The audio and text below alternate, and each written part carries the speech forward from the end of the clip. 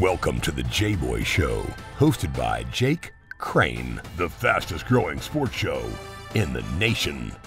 I'm Coach Hugh Freeze. This is Super Bowl champion Brandon Graham. Hey, this is DJ Shockley, and you're watching. And thanks for watching the Jboy Show.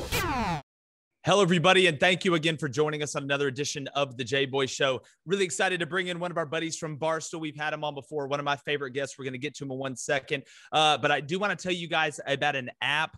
I've mentioned it a lot. It's Pro You. If you like to keep up with the players from your college team, whether they're going to the NFL, soon the NBA, Major League Baseball, and you're sick of scouring different places to get updates, this is the most efficient way to keep track of them. If you're an Ole Miss fan and you want to keep up with Elijah Moore, if you're an Auburn fan, you want to keep up with Jamel Dean or Cam Newton, all you got to do is pick your favorite team, download the app. It's in the Android store, the iOS store. It's called Pro You, and it's free for right now. You better do it right now. They'll send you updates, live alerts, fantasy, everything that you could possibly want in one place so you can stay with the players that chose your team when they go to the next level. Then you need to download the Pro U app. It's great stuff. I've downloaded it. It's easy to navigate. And especially with football season coming up, NFL season coming up, you might as well get ahead of the curve early. That's Pro U. Download it today. But excited to bring Barstool Mintzy back on. One of our favorite guests on here, going to be talking about a multitude of things. Mintzy, it's always fun, buddy, and I appreciate you taking some time. I know you're a busy man. Oh, yeah, no, thrilled to come on here, and a lot of just fun stuff to talk about in the Southeastern Conference. As we're taping this is the first, I guess, the single elimination round is over from yesterday. SEC baseball tournament really cranking up today. Also, you and I both going to be going to an amazing event in New Orleans next weekend that we're excited about, so we got some good stuff. Oh, without a doubt, and we're going to get that. I'm going to let you tell everybody about that. We're going to be down there. It's going to be a great time. It's all love, and it's for an unbelievable cause. That's the most important thing. But first, Mintzy, this SEC baseball tournament, you posed a question I think is fantastic. I think it'll cause a little bit of a banter back and forth too on social media because it's a good topic. Kind of lay out the question that you threw out to me, and let's talk about kind of the format of the SEC baseball tournament. Okay. What you think? Okay, first of all, I don't want to come out negative because I love the SEC baseball. Oh, 100%. I think Hoover, there's been a lot of talk through the years, move it somewhere other than Hoover, but Hoover's got a great thing going. That park is good, central location in the SEC. I've always kind of wanted them to do it at AutoZone Park in downtown Memphis one year, just to check that out. Hopefully but that's obviously because I'm an Ole Miss fan. But Hoover continues to pack them out. They get great crowds. It's nothing like that. I think the problem is, why is this thing double elimination, especially right before the NCAA tournament regionals and super regionals in Omaha? You could make this thing single elimination the whole way through, and then every pitch is so dramatic. It ups the intensity. And the biggest thing is it doesn't gas out the pitching staffs. And I've seen this for years. Ole Miss has had a lot of success in this SEC tournament, and I've seen Rebel teams for years do well in this and then crap out in the regionals. And at the end of the regional, you're like, oh, I'm glad we did good in the SEC tourney, but you're still pissed. And I just think overall, the SEC tourney, because it's so long. I mean, the games go till 2, 3 a.m. I mean, I'm not saying I don't love all the baseball in the world, but I just think it's too taxing on the pitching staffs. You mentioned another point was the turnaround's too quick in the final regular season series. You play Thursday, Friday, Saturday, and you immediately have to get back in there Tuesday. And if you win Tuesday, now it's double elimination. You could be playing all the way to Sunday. I just think you make one small tweak, you make it single elimination.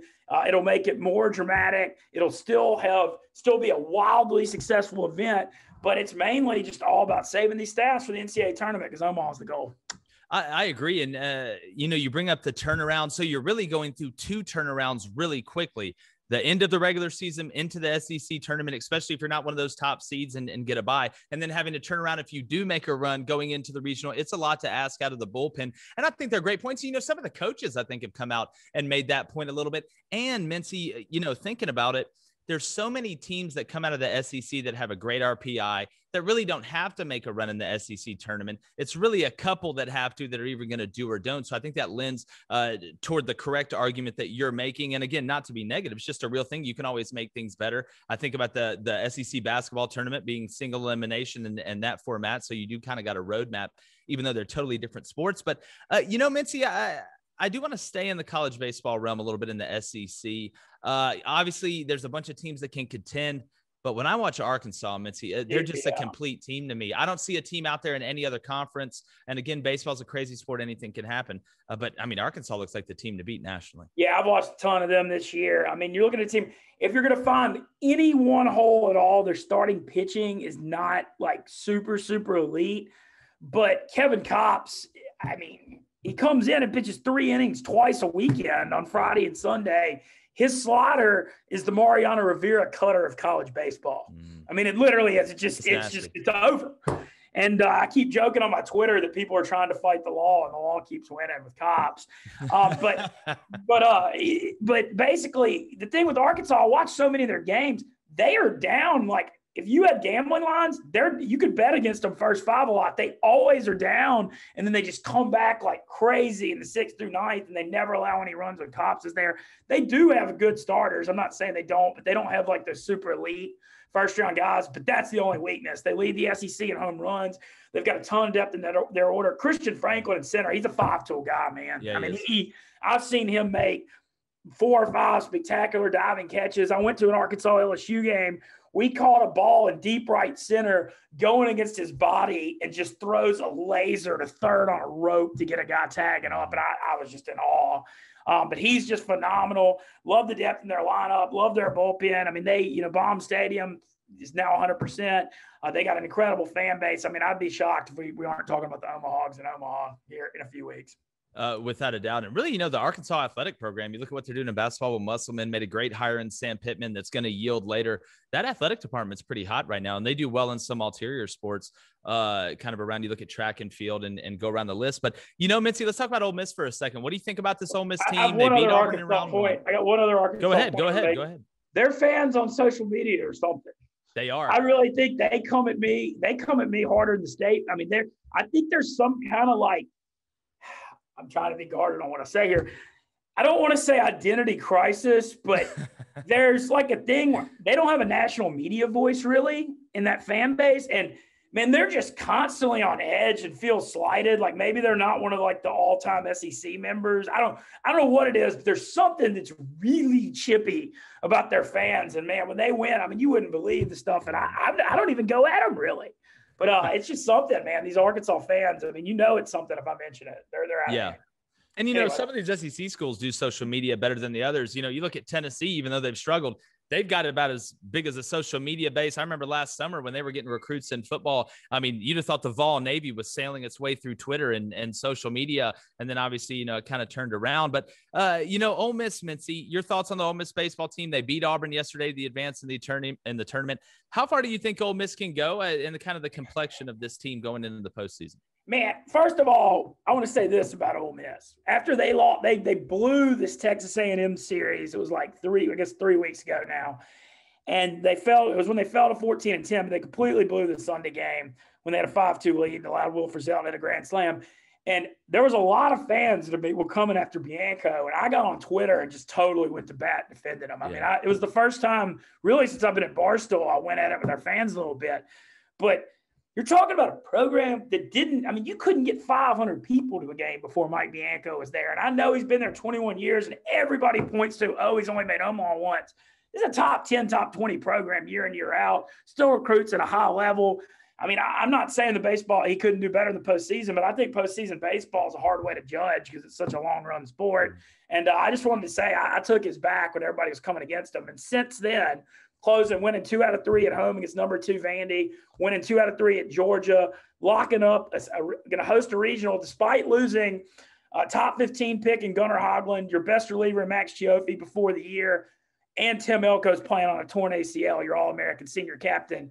I think that's a pretty damn good coaching job, if you ask me. And so I want to make sure I give him credit for that. I feel like he's a little underappreciated maybe and taken for granted in our fan base. As far as Ole Miss goes in the tournament, look, here's the stat I keep pointing back to. When Doug Nikhazy starts in SEC games after last night, Ole Miss is 9-1. When he doesn't start, they're 10-11.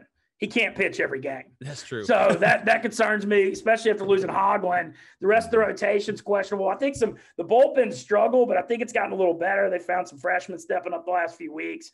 But I'm not saying they couldn't make Omaha. I feel like they should be able to win a regional. But just behind Nikhazy, I'm concerned about the pitching depth. The lineup's great, though. It goes 8-9 deep, especially with Elko back DH with a torn ACL. They lead the SEC in hits, so they certainly got a shot. Yeah, and before we move on, I do want to talk about a few teams that have struggled this year. And listen, Texas A&M, to me, I don't understand how they can't be a dominant baseball program with the amount of talent that's just in the backyard. Rob Childress being let go. There's actually some smoke about Tennessee's head coach being the runner for that job with what he's done there, which has been one of the best coaching jobs in college baseball, in my opinion, if you look at the way they've changed that program a little bit. But then you look at Auburn and you look at LSU. You know, Auburn and LSU getting put out of the tournament yesterday, not looking good from a postseason standpoint, especially for Auburn. We all know Texas A&M and Missouri didn't make it. Were you surprised to see Auburn and LSU and Texas A&M struggle this year, especially with kind of the tradition, especially at Auburn and LSU? Okay, well, first on A&M, Childress still had a phenomenal career. Got to Omaha multiple times. Was really consistent year in, year out. You know, you think about the Michael Waka teams. He's known to produce. He's a pitching guy, produce a lot of power arms. You know, it kind of fell off this year, and I know he's gone now, but still don't want to take anything away from what he did there. The A&M thing, the Tony Vitale thing's interesting. Man, you look at Tennessee, they got a fan base and they got money. You've got to think that he's going to use this as leverage to just get a whole heaps of money. I mean, you know, you look at Rick Barnes makes like $4 or $5 million in basketball. I mean, you know, their fan base is rabid. They've been starving for success because of what's happened with that football program.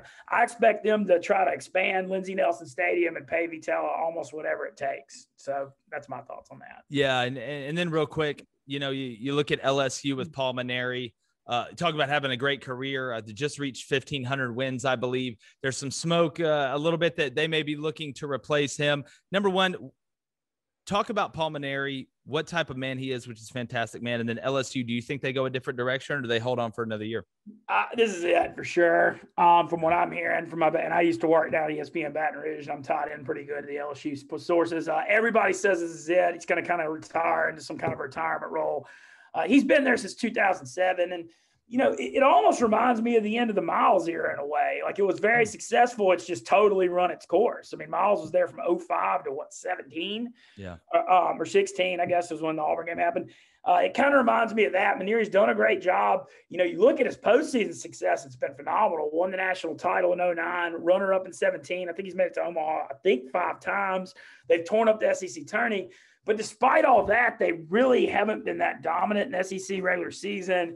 And LSU just has such a high standard. I mean, LSU baseball looks at themselves like Kentucky basketball and Bama football do because of Skip Bertman. And so, you know, I'm not saying that Mainieri hadn't done a really good job. I just think it's time for a change. It's run its course. And you look at the guys on that team, Trey Morgan and Dylan Cruz are superstar freshmen, Landon Marceau, and ace sophomore. It's not that they're that bad.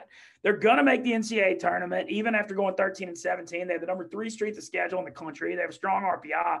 Mm-hmm. I mean, I think they could still make noise in a 3 seed in the right regional. I agree.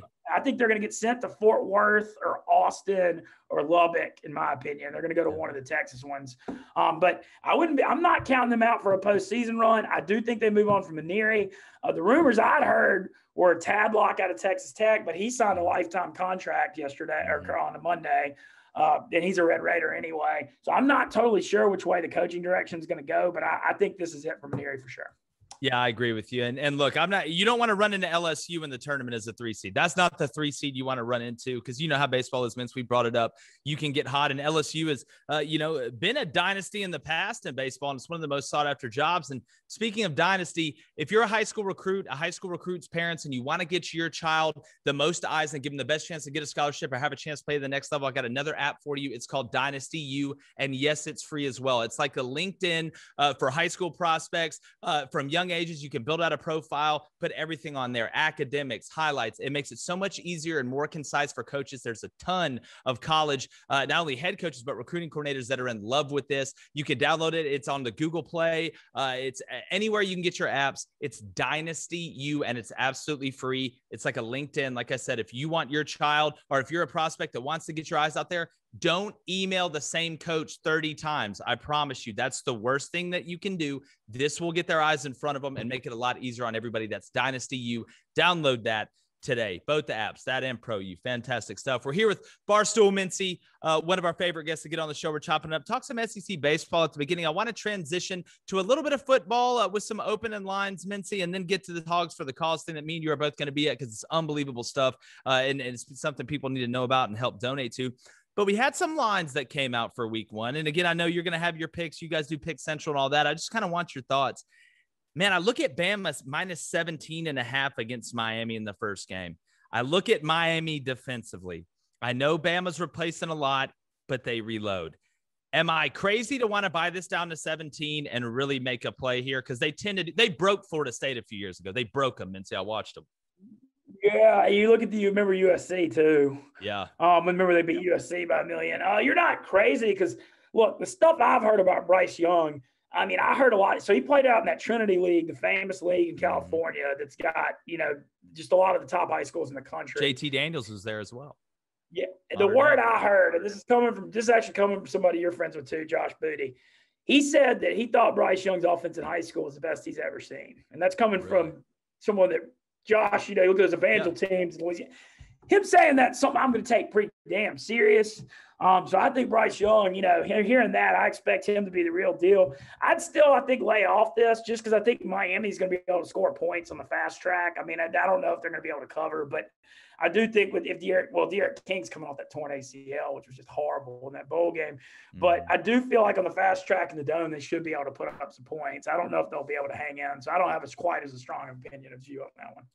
Yeah, I just, you know how it is. Bama just covers like a blanket. It's I so don't hard want to for go me to bet against Saban. Oh, I know. And, maybe looking at the points there as well. You look at another game. This one will be one of the best games, at least from a hype standpoint, for the whole season in Georgia Clemson. Georgia +4. And I know, defensively, there's a lot of talent. I'm going to take the over in this game. But Georgia +4, I was interested it wasn't 3, and it may come down, but you look at the talent that Georgia has. I know what Clemson's done, but you look at what they've lost, and Georgia, even without Pickens, man, it's tough for me to see it kind of going heavy against Georgia here, but maybe I'm crazy. No, it seems like a game that could go either way and down to the wire. I'm still working on my pronunciation of DJ. It's DJ. Yeah. Anyway. He's damn good, though. I think he's going to be awesome. I love his skill set. I'm a huge believer in him. I thought he was fantastic in that Notre Dame game last year. So I hate to come out here and say I don't have strong opinions, but I just think this is going to be a hell of a game. No, yeah, it is. And it's interesting to me, especially this early, because we know they're going to go down and grind down. And again, it's only been a small portion. There's still some more lines to come out, obviously, the points and stuff like that. And you guys are going to be all over that at Pick Central as well. And everybody needs to check that out. But no, Mintzy, something we've alluded to at points in the interview, this Hogs for the Cause deal that me and you are going to be going down there with you. Really excited to go down there and hang out with you and T-Bob and everybody else. Tell everybody, number one, what it is and where they can find information about it. And then I want to kind of talk a little more. Yeah, and look, I do want to – this is something that, first of all, I appreciate you giving me the platform to talk about this because this is a cause and an event that's very near and dear to my heart. So it's called Hogs for the Cause, and this kind of all started like 10 years ago when some random friends in New Orleans just got together and barbecued out in the Fly by the Mississippi River and kind of just did a little thing like come out, cook some food for people, and let's raise some money toward families fighting pediatric brain cancer. And they were kind of just doing it first to just like do some money for charity. And it just started from a little thing and it freaking exploded. And it got so big that then they added the music element to it too. Now we're looking at this year, the 2021 edition. It's June 4th and 5th. It's on a 15-acre spot in Belle Chase, which is on the West Bank, but it's not far from the Superdome. But anyway, 75 barbecue teams from all over the nation, tons of Southeast ones involved, big Charleston presence. We'll be there with home team. But basically 75 barbecue teams. Friday night, it's a chicken wings and bacon contest. Then Saturday, basically these teams smoke meats all night Friday night from midnight all night, and they have parties by their pits. They have party like DJs, their tents and stuff. It's an all-night party. Then Saturday's the barbecue fest. They have all kinds of different categories like pork puree, ribs, you name it. They got it. And then on Friday night and Saturday, it's a world-class music lineup. Some New Orleans superstar bands. It's like Old Crow Medicine Show Saturday, Friday night, Robert Randolph, Taz, the Guitar Prodigy, and the Soul Rebels, Ivan Neville, Stan Moore, Galactic, both playing with Dragon Smoke, Andy Frasco, Iceman Special, a whole bunch more. So it's fire music lineup both days, amazing barbecue fest. But then the most important part of this, it's so easy to get lost on the barbecue and music part. It's about the cause that you're supporting.